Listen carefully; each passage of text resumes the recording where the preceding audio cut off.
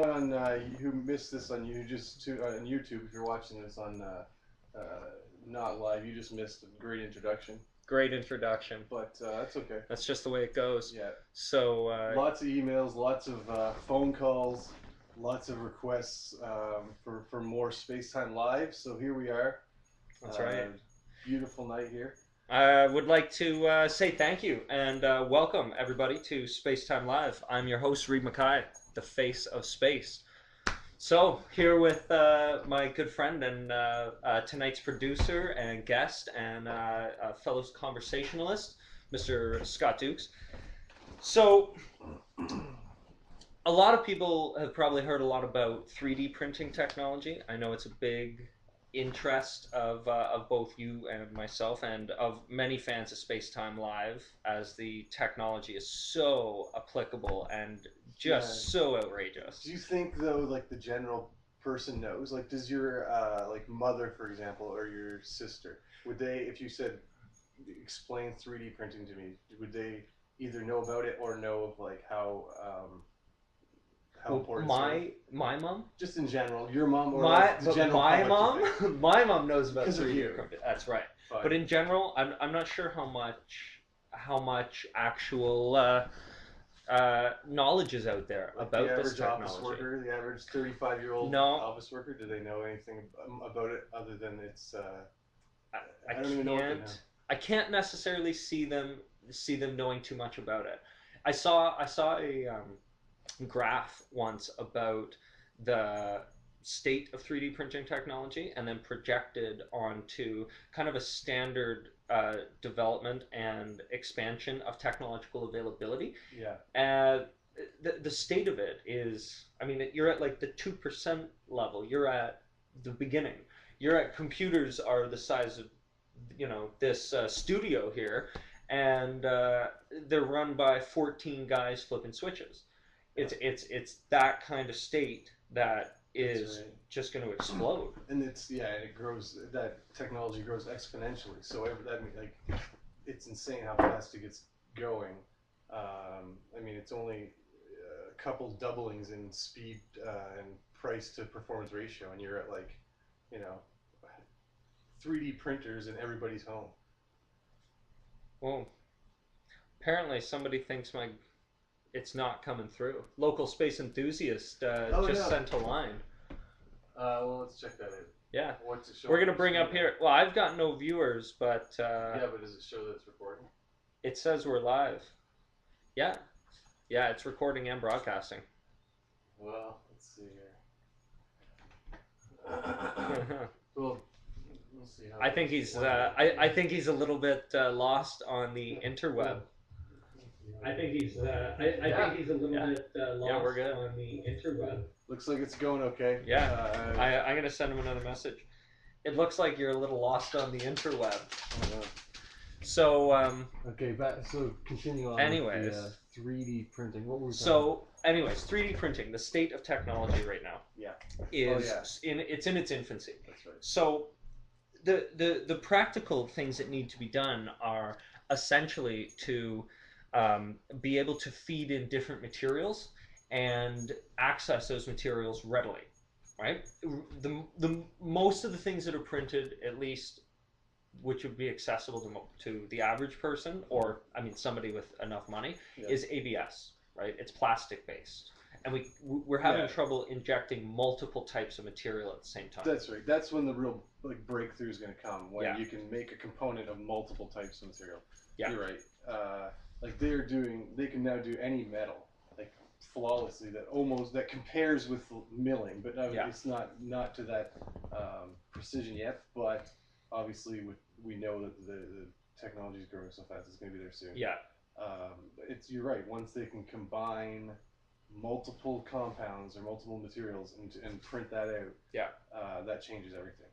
Yeah. It's an allowance for electronics, circuit boards, integrated parts and processes, and complex stuff. You can begin building whole machines instead of straight components and then having to put it together regularly. Oh, it can be so much more complex. It'll change everything. We can't even, it's like one of those things you can't even really anticipate No. The most important things we won't be able to anticipate. We can anticipate some awesome ones. Interview with talents. But what would actually come is going to be pretty amazing. It is. Then there's the other part of it that they're printing biological stuff now, right? Yes. You can print. I heard about that ear. Yeah, ears, and they can print.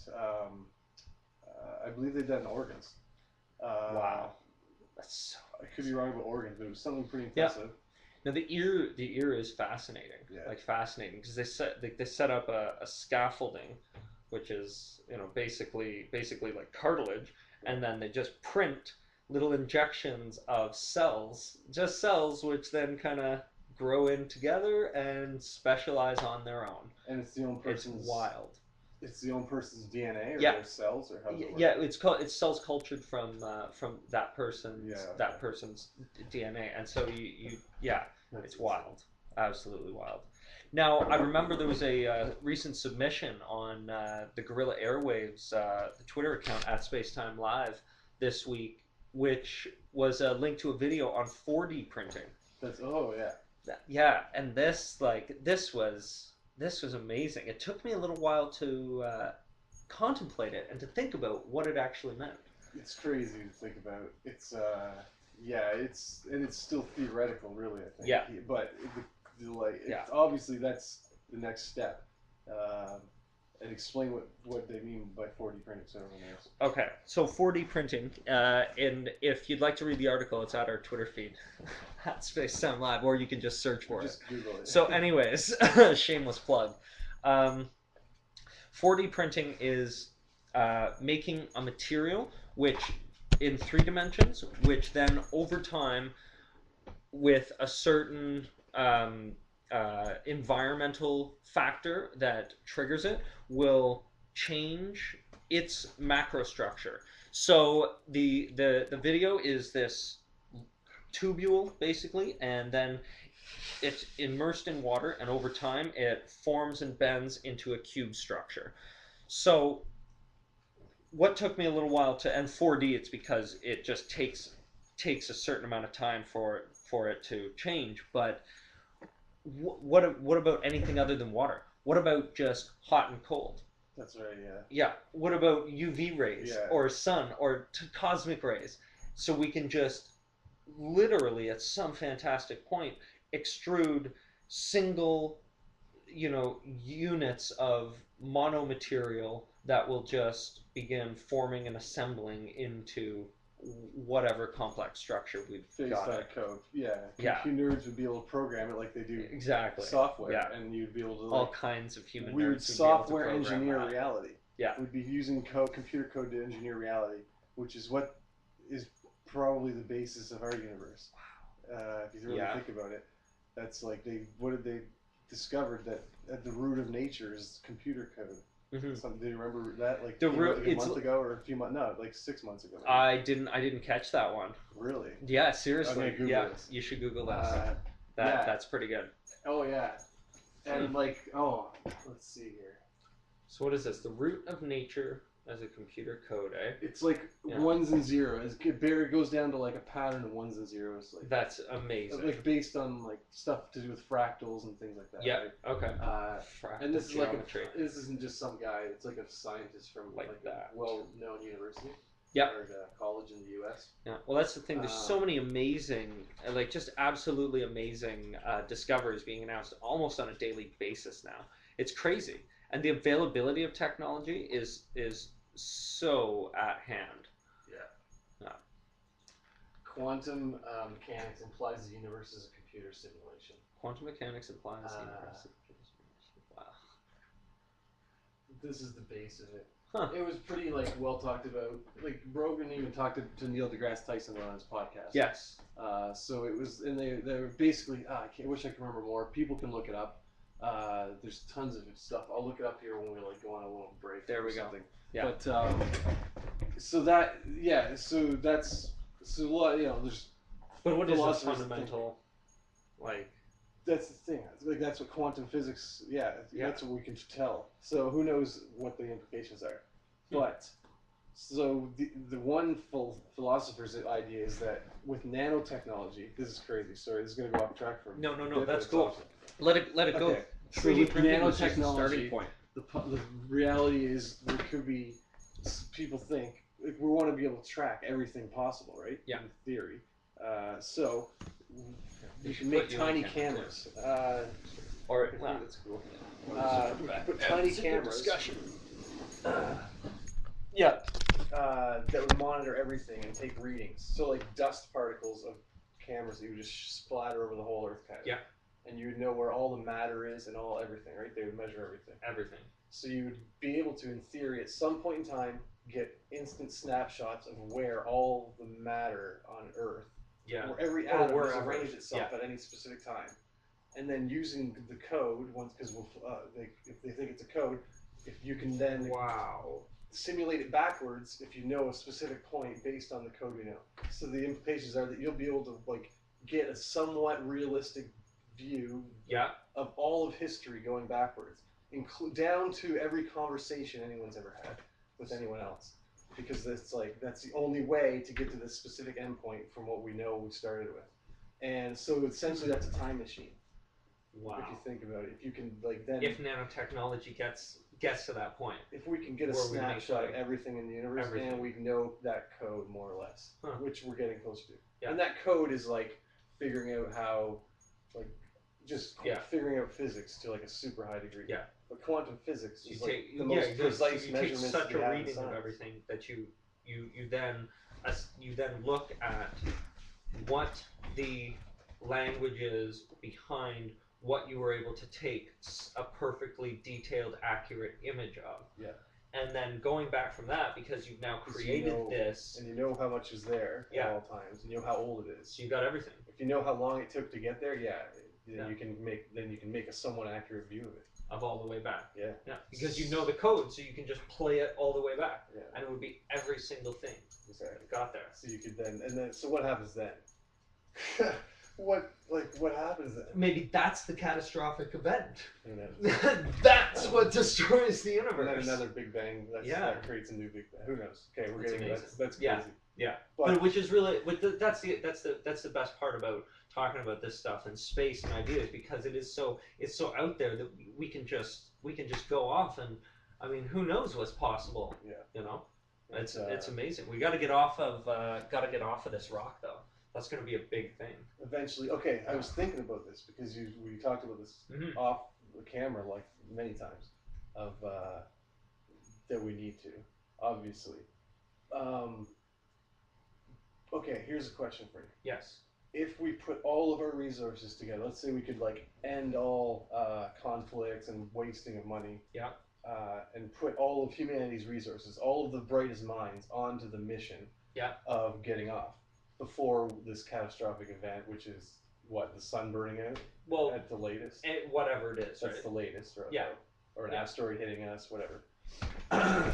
So if we took all of humanity's resources, how long do you think it would take to accomplish that in a way successful? To be able to get everybody off, or to just be able to go to another star with a colony ship, sort of thing. Be able to at least get it going. We start the motion of like migrating people out.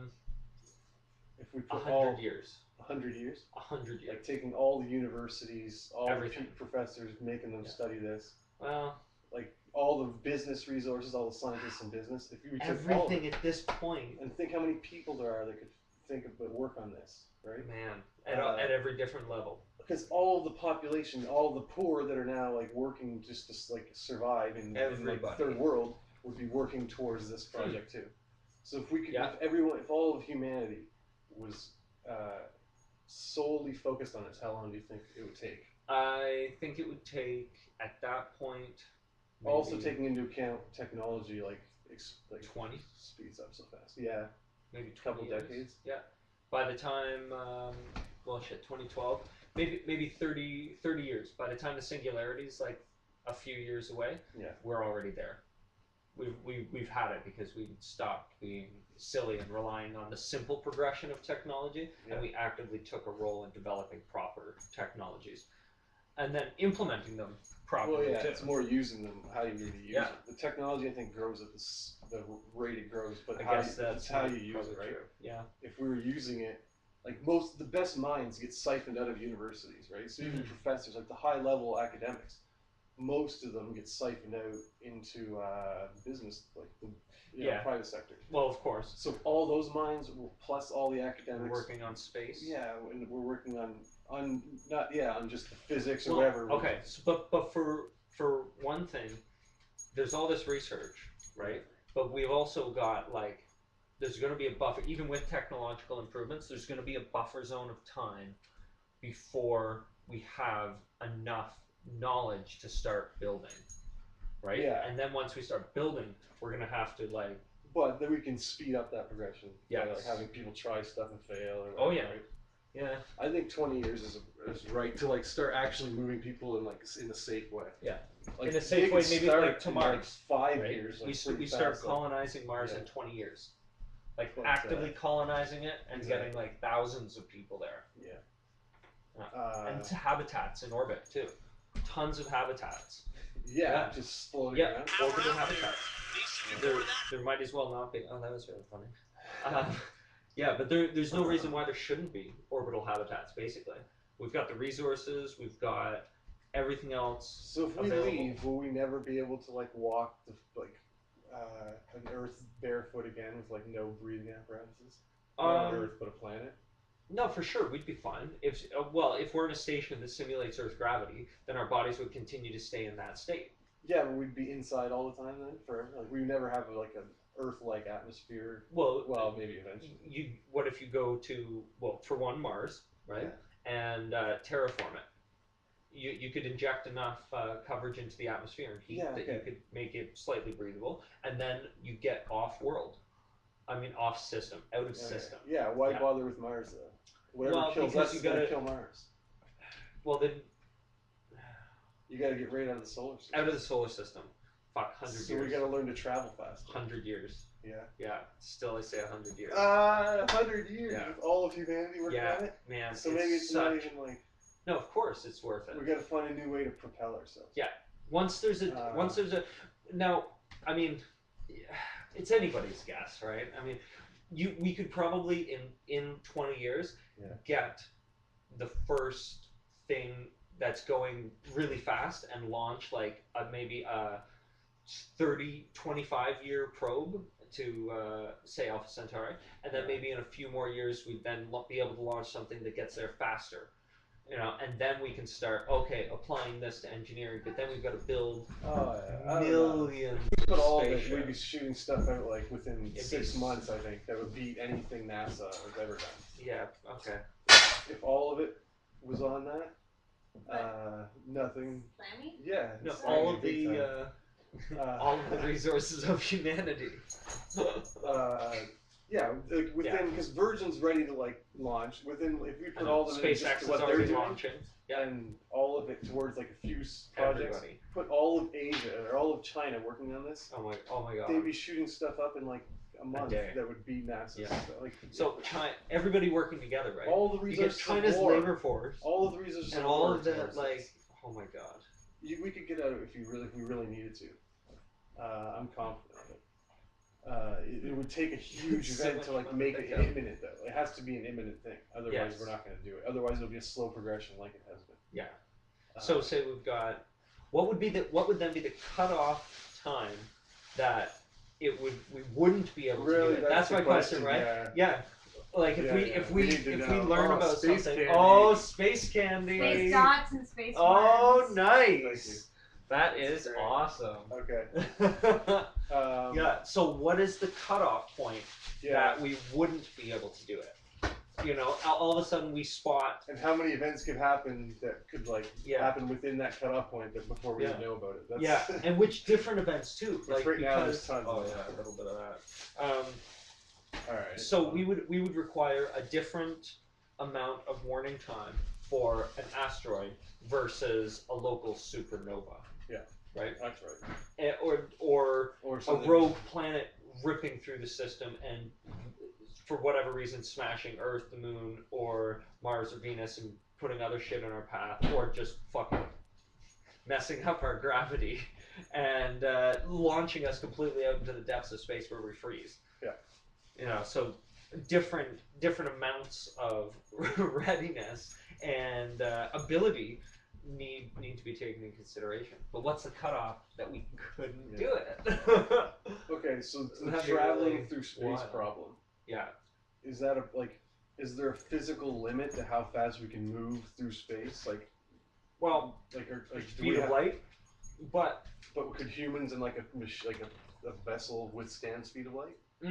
yeah, if the acceleration was slow enough, you would just be moving relative to the vessel, right?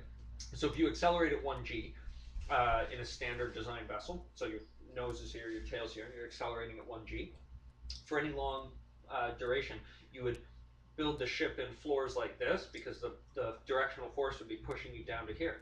So you would be walking around with simulated gravity like you're on Earth, and your body would be absorbing the same amount of acceleration, and you'd be moving relative the same speed as the spaceship. So you'd be going the speed of light. And the vessel would be wouldn't tear apart. If you you're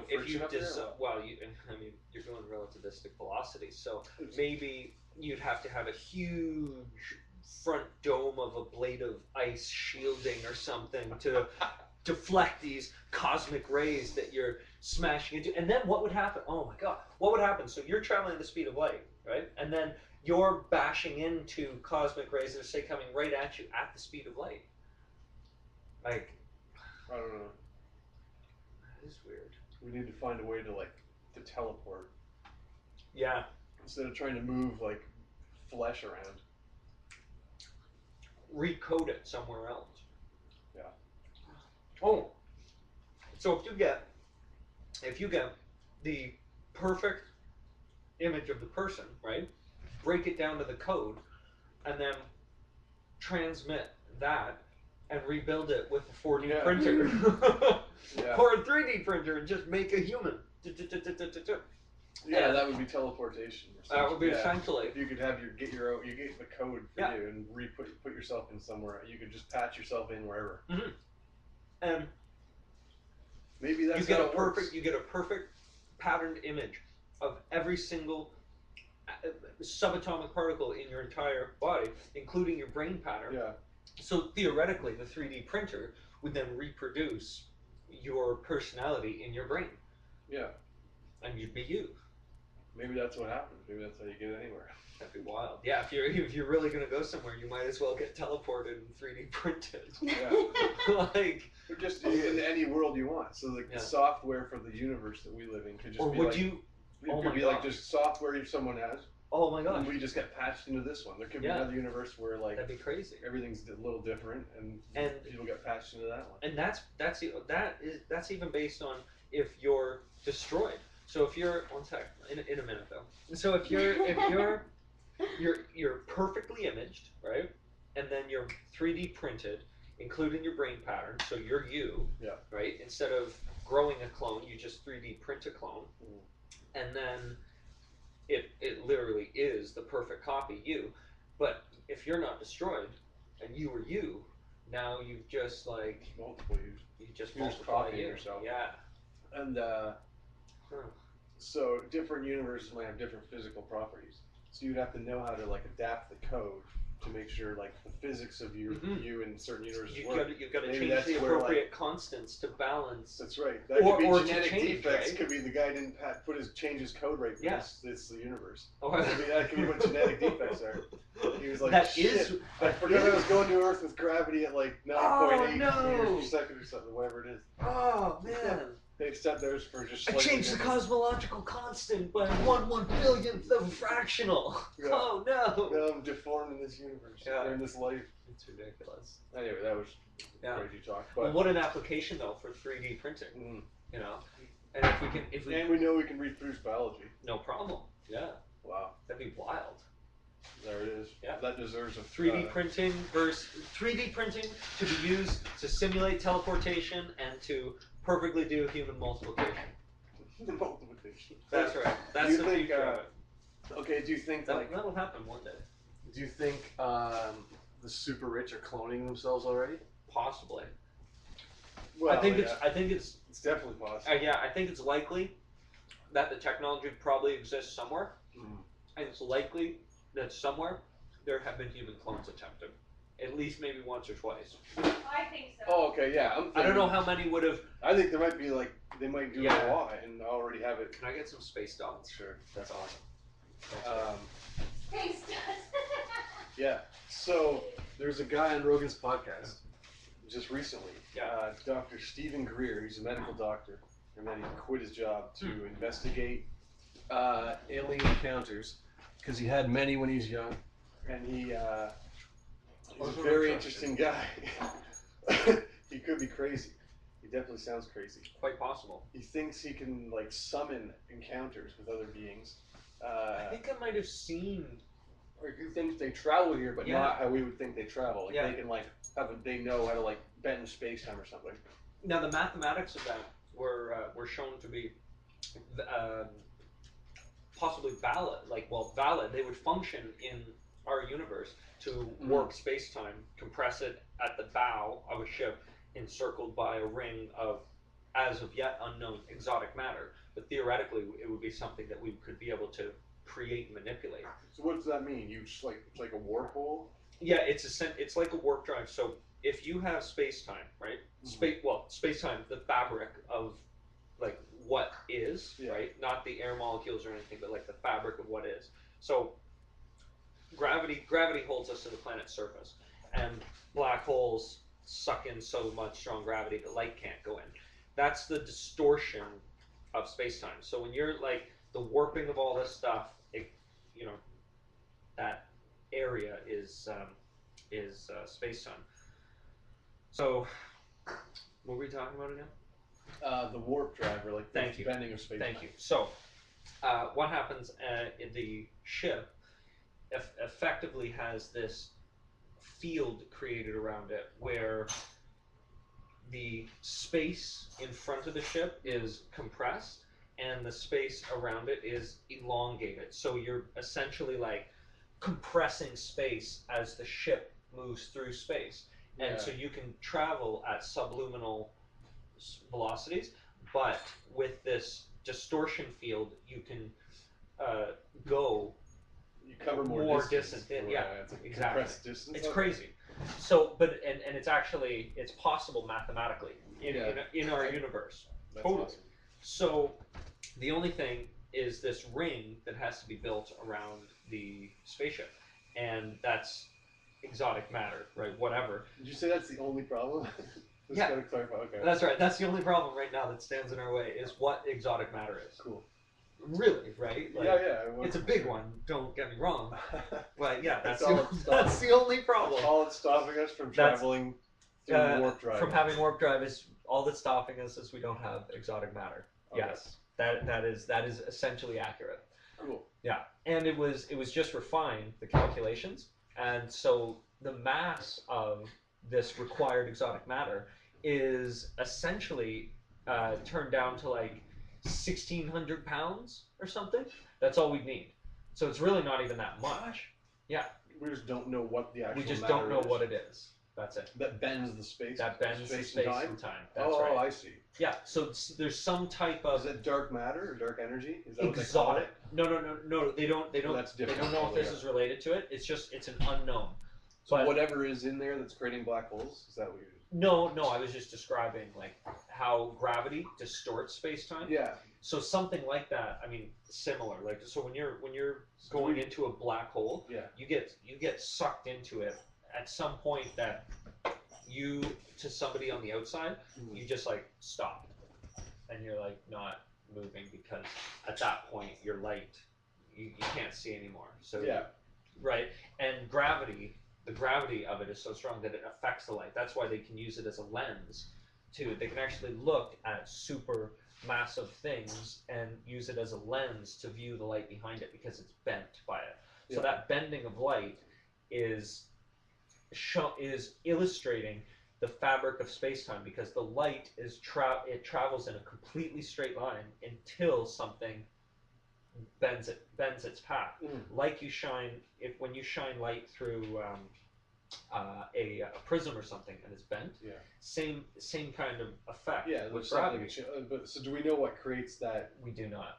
So is that the matter though? We need whatever makes that something bends it. Yeah. Okay. Who knows? Maybe it's black hole matter. Maybe it's crazy neutron star matter. Maybe it's like something that will just create with nanotechnology. Yeah. Okay. Or I mean, who knows in such a far future? But it's a solvable problem, though. That's cool. It is. It's realistically, and it's been shown a couple times mathematically. I think it was a Mexican mathematician who worked it all out. So you could travel really cool stuff. You wouldn't need a huge vessel then if you only need 1,600 pounds. You could travel in like a small spaceship. No problem. Yeah, cool. It could be like a camper van. And you could just be cruising around the universe in a camper van, just ripping around faster than light with your ring of, get your surfboard of on exotic. top. That's right. You know, I got to stop in and top up my exotic matter. You know, I'm only going C 5.9. You know, like it's crazy. Well, yeah, it's ridiculous. That would be insane. Yeah. Okay, I think we need to. Let's take a little music break. Well, in segue to the music break will be. Related to that black hole stuff you were talking about, that was awesome. Yeah. Here is the great. He should be, I don't know. I think shrined at least somewhere in Neil Tyson deGrasse. Yeah, somewhere in the Neil deGrasse Tyson. Somewhere in the podcast room. We should have a picture of him or something. Yeah, he is pretty good.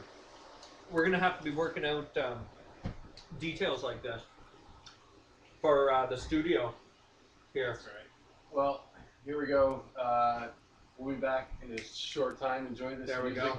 And a little bit of knowledge from the great I myself, personally, why don't you help? Yes, all right? And, by the way, the universe isn't about yet.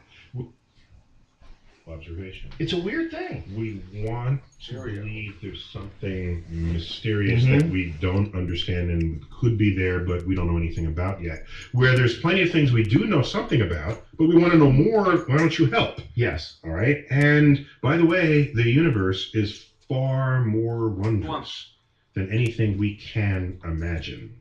And so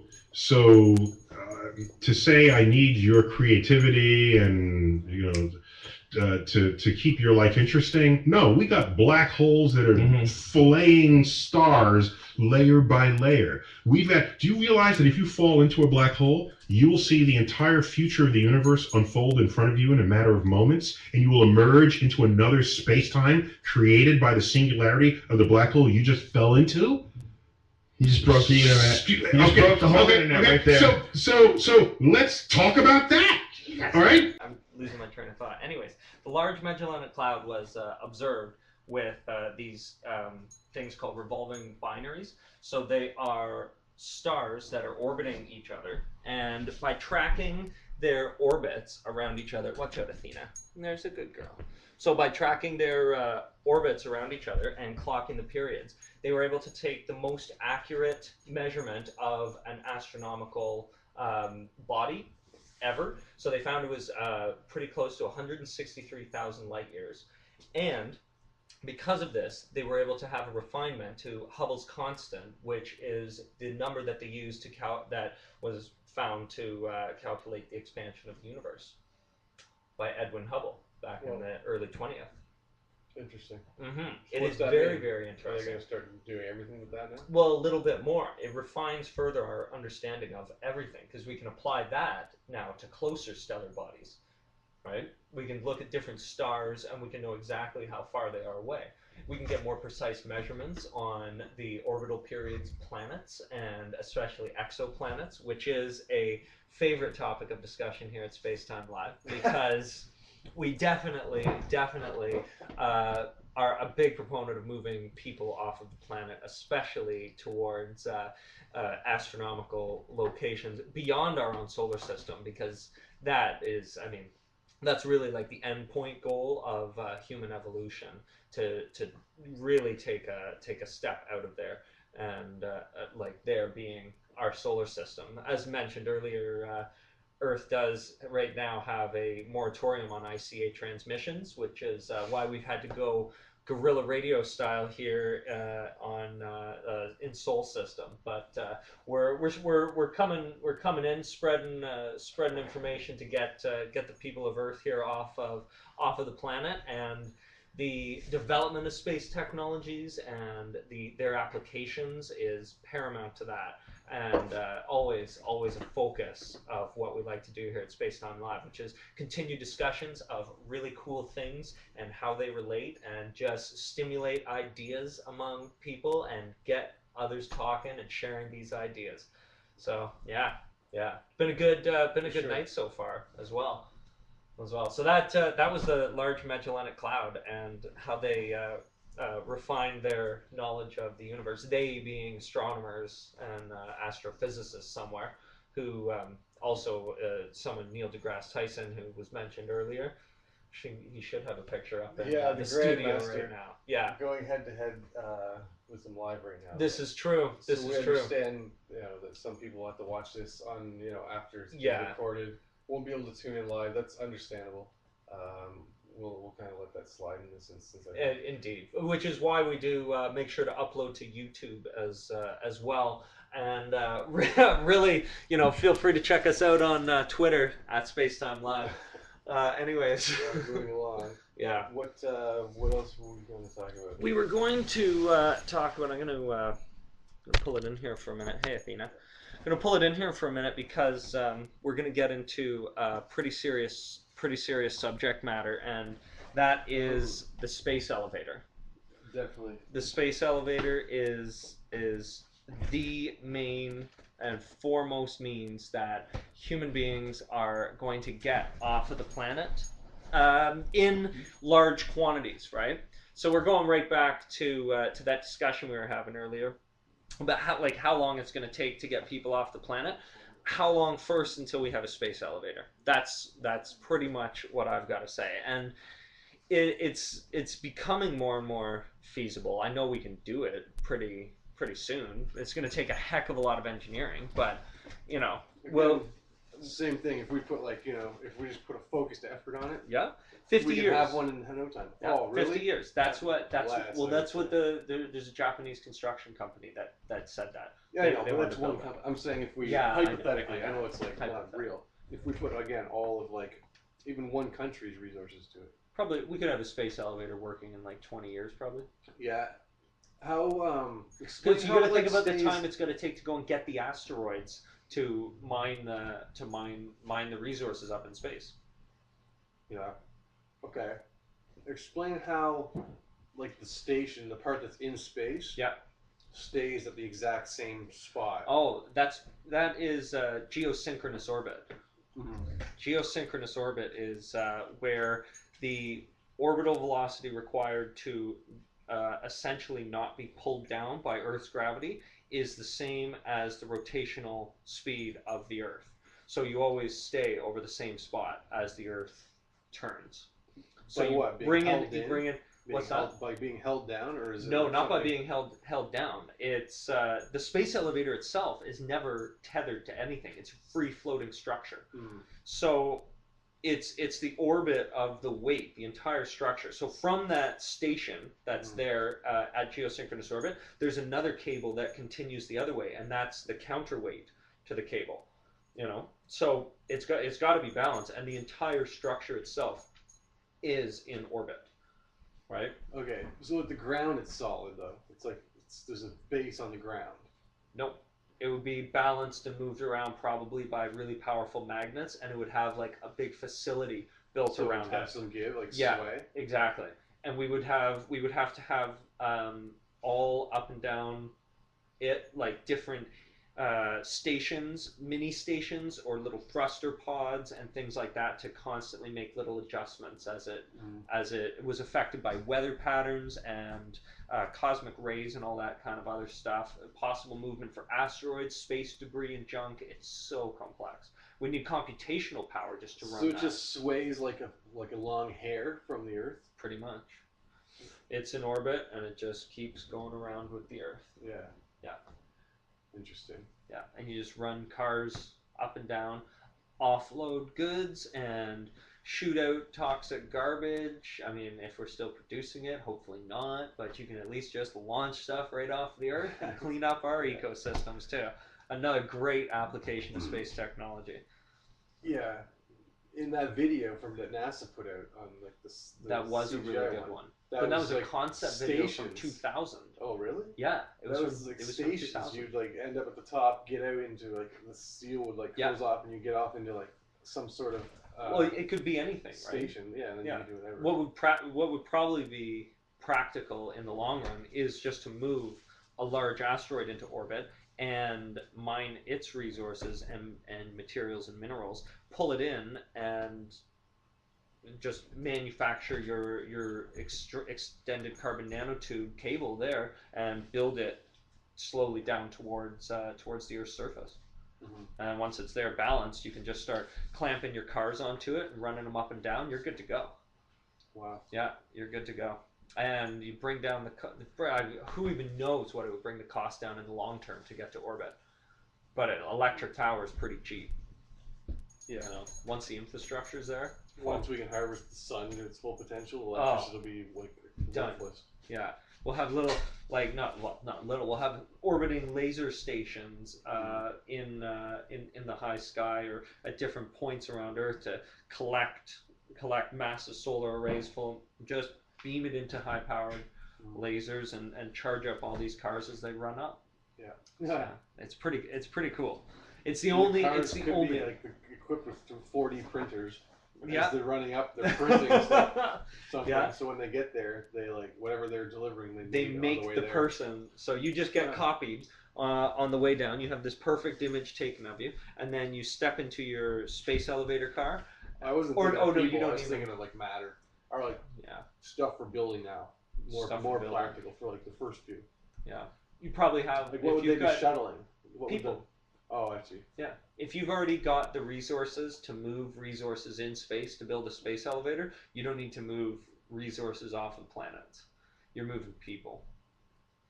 Yeah, but you might be building up there. So you're shuttling up instead of shuttling like raw materials. But think about oh no, you don't build it up. You got to build it down because it's not anchored to the Earth. It's in orbit. I mean like a station maybe that's connected to.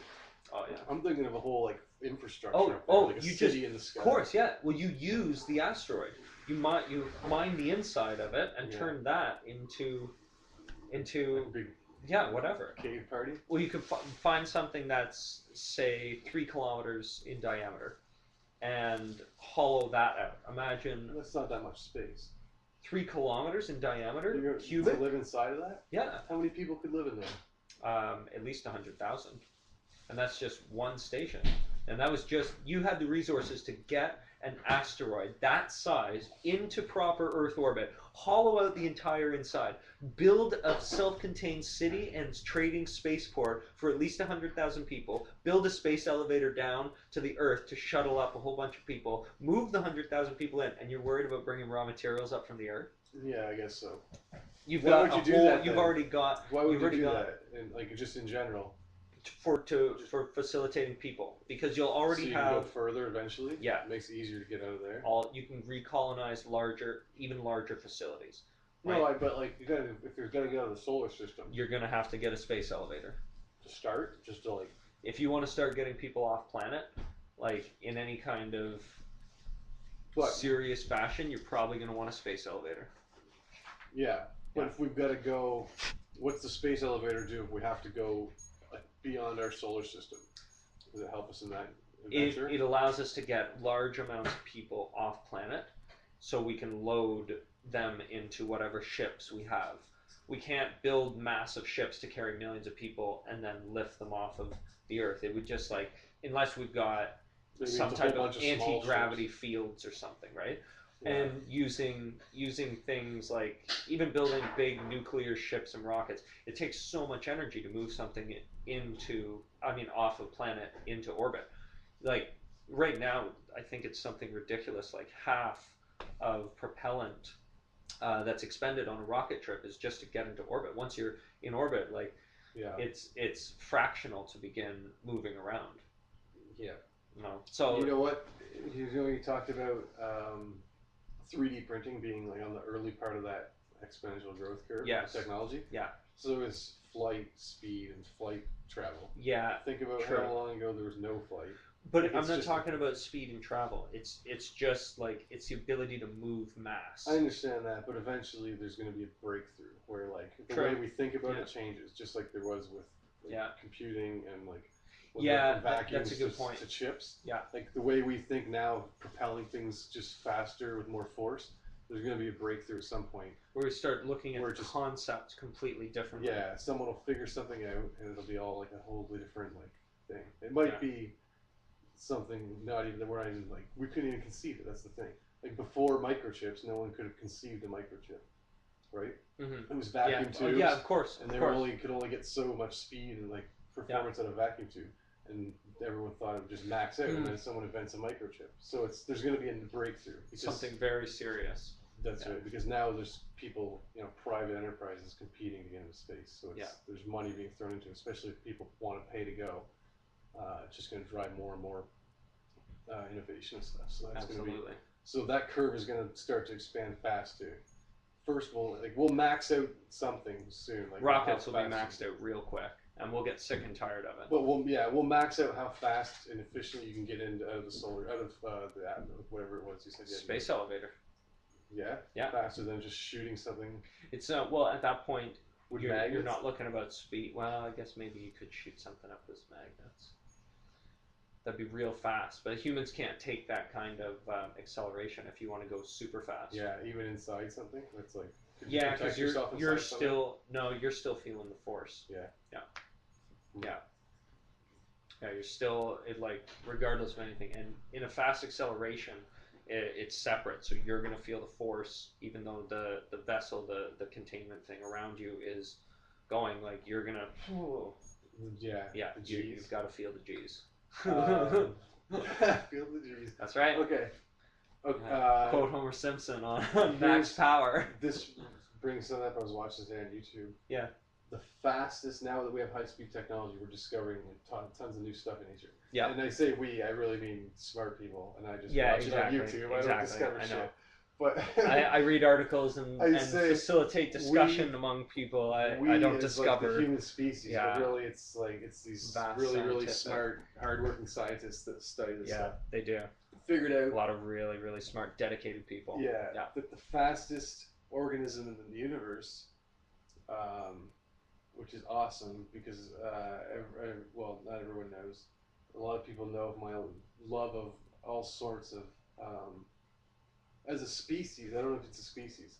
Is fungus or like mushrooms a species or like Oh, the classification? kingdom, the fungi kingdom. Yeah. They have their It's own fascinating. kingdom. The medicinal uses of all of these things, like it's Oh, insane. they- all yeah. like, the exotic mushrooms and They do have so many properties. crazy amounts. And And the biggest organism on the planet. that's right. Yeah. Biggest, the internet Is is a modeled mycelium. after mycelium Yeah. growth, like everything, the web Yeah. of everything, and And they're for the cleaning up ultimate- chemicals. they do everything. Chemical spills and huge oil spills can be absorbed by oyster mushrooms too. That's right. And the hydrocarbons, this is so amazing. The hydrocarbons are actually processed by the mycelium, and the oyster mushrooms are completely free of them. When everything's gone, visibly, just to the human eye, everything is gone, and you can eat them. You could actually cook them and eat them. It's amazing. It's crazy. And Nice. yeah, Paul Stamets, if anyone's interested, Google Paul Stamets, Stamets. He's the man. He knows all the stuff. He's got a great TED Talk called 6 Ways Mushrooms Can Save the Earth or the Planet, something like that. It's unbelievable. And like they're the ultimate species. If you're going to design a species that was inobtrusive, you would design exactly mushrooms. They grow, they spread like a web underground where you can't see them. Yeah. They feed on dead and decaying matter. They're the natural decomposers. So all they eat is stuff that's already dead. They don't kill anything. Yeah. There's certain species that do it there are a couple. They're decomposers. They're the perfect species, and you can eat them, and you can use them for medicine. You can use all sorts of things. Yeah, they're extremely good. perfect. They're so good. Oh my god, mushrooms, like in food, in everything, they are so wonderful. Yes. So they discovered that this one type of mushroom that grows on horse manure. Yes. You can see it's like they're tiny hairs that grow on horse manure that look microscopic, millions of them, and there's a mushroom spore on there, or there's a spore on the top of it. It looks like just a little tiny ball on like a small hair with a little black head on it, and that's the spore. And before the advancements in high-speed video, they didn't really know what happened. They would just all of a sudden see them. They would just disappear. It looked like they would just disappear. But now with high speed, they can actually see what happens. And the ball explodes and shoots this thing off at an insane speed. The G-forces was like, I should look this up. If you want to look at it, search. Yeah, you should check this out. Sure, I'll look up the note. It was like very cool. Humans could withstand 4 to 5, I believe it said. 4 to 5. And it was in like the thousands, maybe hundreds. It was so of high. G-forces acting on this component of the mushroom as it's ejected from the spore. Yeah. Amazing. No, as the spore gets ejected from the mushroom. As the spore gets ejected from the mushroom, it's the an G-forces evolutionary on it thing. are just And the reason is because it grows on horse manure, but it needs to get away from the manure. It's fruits in the horse manure. Okay. But it needs to get away from it because to survive it needs to be eaten by other animals. Yeah, so it can absolutely. spread around. Animals aren't going to eat near the manure. Of course not. So to get away from Why the would manure, you eat next to manure? That's right. So to get away from the manure sense. into the fresh grass, to get eaten by another animal to spread your spores, these things have to be shot off. And a significant distance because they can't. That's right. Yeah, of Otherwise, course. they're never going to spread. Oh, you can't be close. I mean, even though someone's not eating right beside manure, they don't want to eat even a couple of feet away from it. That's right. So yeah, well, that makes perfect sense. So yeah, evolutionarily speaking, the ones that would shoot fastest and farthest would survive. So this thing is funny. The spores are hardened enough too to survive in the environment of space.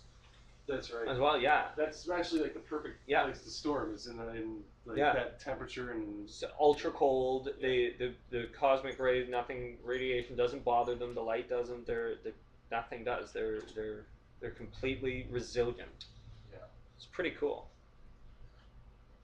Definitely. I'm looking this up here now. So.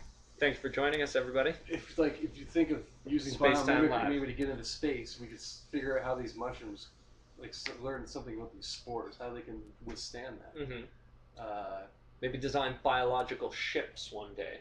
Grow mycelium type ships or shielding too. What if we had radiation shielding that was able to be grown in space instead of having to manufacture heavy metal components or other things like that? Although I did hear some wild idea about radiation shielding on the Inspiration craft that Dennis Tito wants to launch to Mars in 2018, and it's using basically the poop, the shit, as radiation shielding on the outside. Wow. It's pretty funny because it freezes up and there it goes. Yeah. Oh, this is amazing. There it is. If you want to see this, go to YouTube, type in fastest thing in the planet, and it's an Invisible Worlds documentary. Awesome. Fastest thing in nature is the ejection of a spore off of a particular mushroom. So, we just want to find out the G-forces here. It's in this. Yeah. Hidden in humble horsemen. Here we go. Times the speed of sound. How many times? Yeah. Hidden in humble horsepower.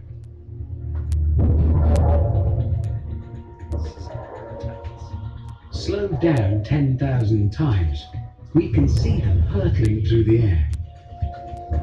Well, 57 minutes on air.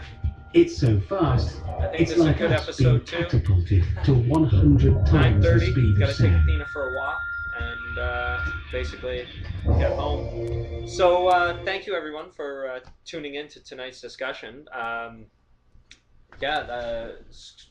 Scott Dukes, the producer and fellow commentary, thank you very much. It's been great having you in Space-Time Live Studios tonight. Thanks. And I'm honored to be here. Yeah. It was a great talk. It was a great talk. And we can only keep on having them and keep inspiring discussions. People are definitely going to get to space quicker because of this podcast. I would hope so. This specific one. This specific people one. People are going to for sure be in space way faster. That's amazing.